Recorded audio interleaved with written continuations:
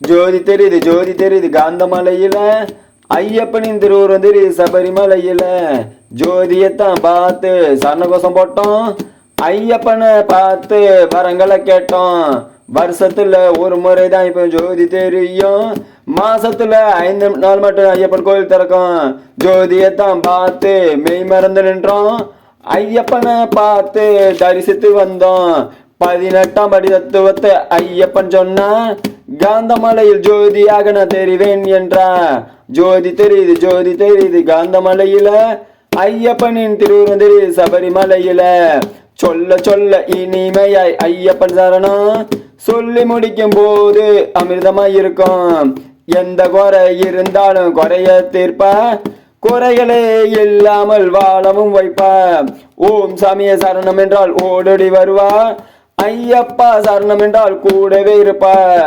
கல்லு முள்ளு கடந்து வந்து காணுங்கள் என்றால். வீடு உறவும் திறந்து வந்து பாருங்கள் என்றார். ஜோதி தெரியுது காந்தமலையில. ஐயப்பனின் திருவுருவம் தெரியுது சபரிமலையில. கல்லு முள்ளு கடந்து வரும் மெத்தையாக்கின. வீடு உறவும் திறந்து வரும் குடும்பத்தில் வந்தா. பேட்டை துள்ளி ஆடும் போது மனமும் துள்ளுது. ஐயப்பன் பேரழகை காண மனமும் ஏங்குது. காட்டுக்குள்ளே சரண கோஷம் வான பிளக்குது.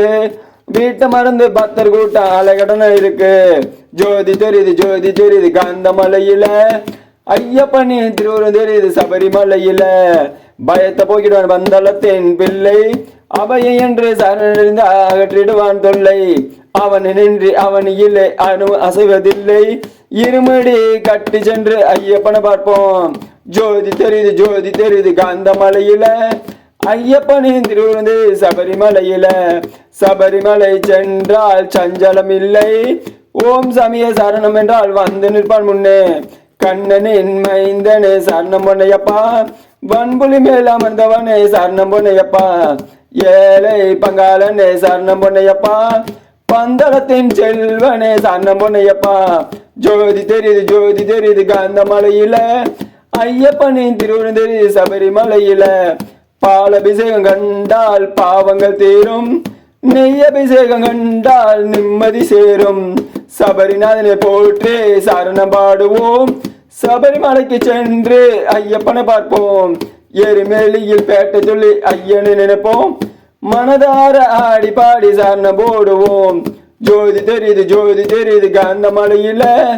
ஐயப்பனின் திருவுருவம் தெரியுது சபரிமலையில. பம்பையில நீராடி பாவங்களை போக்குவோம்.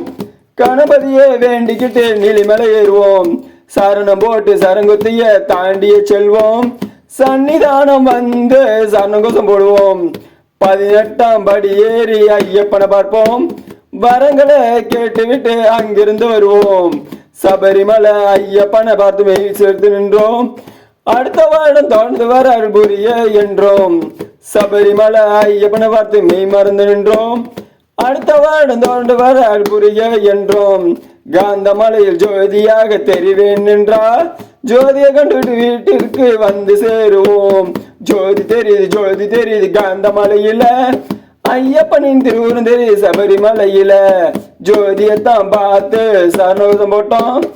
ஐயப்பனை பார்த்து மெய் மறந்து நின்றோம்.